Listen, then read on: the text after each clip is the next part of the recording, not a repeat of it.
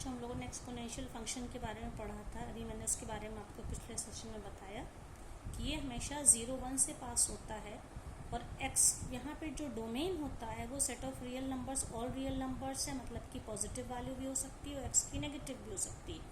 But y is equals to e x, या जिसको e की वैल्यू को अगर हम 10 ले लें मान लीजिए तो ax हो जाएगा।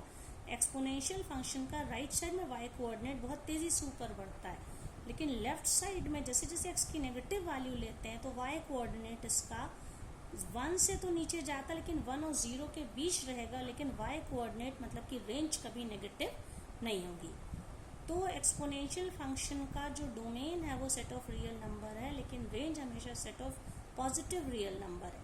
अब हम एक फंक्शन ऐसा डिफाइन कर सकते हैं जिसको हम लॉगरिदमिक फंक्शन हम लोग कहते हैं, लघुगणकीय फलक हम लोग उसको कहते हैं बच्चों।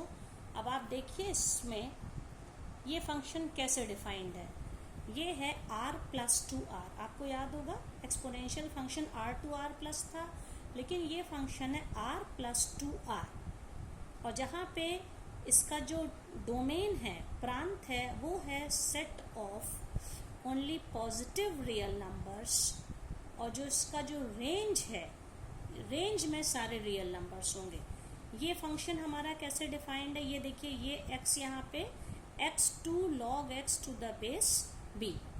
इसका क्या मतलब, अगर मान लीजिए मैंने कोई इस तरह से लिया, ये कोई भी नंबर एक्सपोनेंशियल फॉर्म में b to the power y is equals to x अगर लिखा है तो उसको अगर हम जब लॉग में चेंज करें, आप लोग छोटे क्लासेस में पढ़ चुके हैं, जब इसको लॉग में चेंज करते हैं तो हम इसको कैसे लिखते हैं, log x to the base b is equals to y।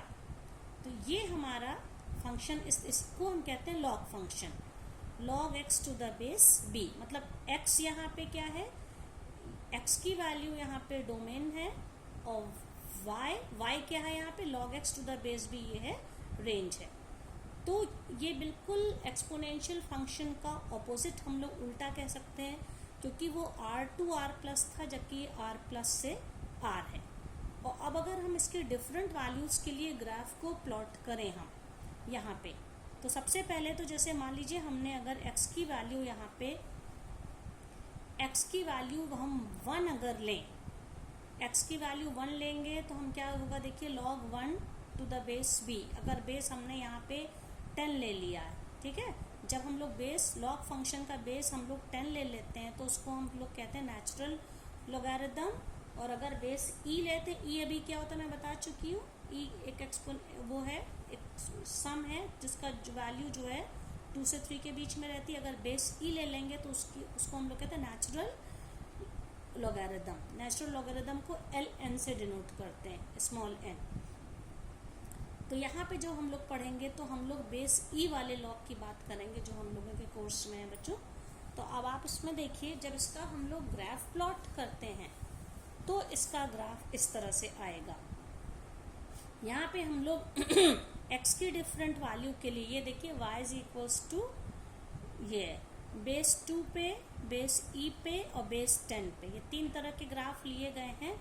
Her condition में ये लॉग फंक्शन हमेशा हमारा इस पॉइंट 1 0 से पास होता है। आपको याद होगा एक्सपोनेंशियल फंक्शन हमेशा कहाँ से पास होता है, ये देखिए ग्राफ बना भी हुआ है, 0-1 से पास होता है, जबकि लॉग फंक्शन हमेशा 1 0 से पास होगा।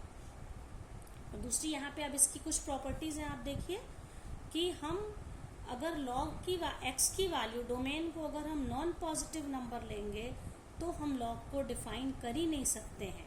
इसीलिए हम कहते हैं कि इसका जो डोमेन है होता है r+, मतलब कि सेट ऑफ रियल नंबर्स होता है। इसकी रेंज में हमेशा, देखिए रेंज का क्या मतलब है, y कोऑर्डिनेट। आप देखिए यहाँ पे x एक्सेस के ऊपर भी जा रहा है, नीचे भी आ रहा है, मतलब कि पॉजिटिव और नेगेटिव दोनों नंबर्स पॉसिबल हैं। तो जो लॉग फंक्शन है उसकी रेंज हमेशा सेट ऑफ रियल नंबर्स है, दोनों तरह के नंबर्स हैं। जबकि एक्सपोनेंशियल फंक्शन में अगर आपको याद होगा, ये ग्राफ बना हुआ है, ये यहाँ मैक्सिमम, ये यहाँ तक, इसको टच नहीं कर रहा है एक्स एक्सेस को, मतलब एक्स एक्सेस के अगर नीचे जाएगा तभी तो y कोऑर्डिनेट नेगेटिव होगा।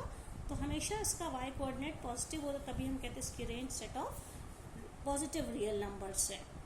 और ये हमेशा एक, ये मैं पहले ही बता चुकी हूँ कि 0.10 हमेशा लॉग फंक्शन में होगा, जैसे एक्सपोनेंशियल फंक्शन हमेशा 0.01 होता है। ये भी एक तरह के इंक्रीजिंग फंक्शन है, और जैसे जैसे हम लेफ्ट से राइट हम बढ़ते जाते हैं तो ये ऊपर की ओर उठता जाएगा, ठीक है।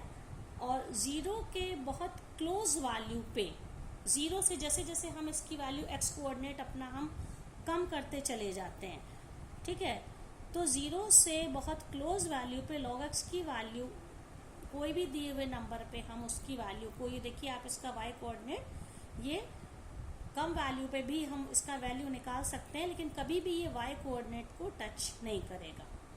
तो हम एक तरह से कह सकते हैं, अब ये वाला फिगर आप देखिए बच्चों, ये एक साथ दोनों हम ले, ये एक्सपोनेंशियल फंक्शन है और ये है लॉगरिदम फंक्शन, तो इसको हम एक दूसरे की मिरर इमेज कह सकते हैं। मिरर मतलब कि देखिए ये सिमेट्रिक, अगर हम एक ये y = fx का ग्राफ है जो कि ओरिजिन से पास हो रहा है, ये एक लाइन है 45 डिग्री के एंगल पे, एक्सपोनेंशियल फंक्शन का ग्राफ ऐसे बनता है, तो लॉग फंक्शन लॉगरिदम फंक्शन का ग्राफ ऐसे होता है। तो एक को उलट दे तो हमें दूसरा मिलेगा, इसलिए कह सकते हैं कि किस हर लाइन पे नहीं, y =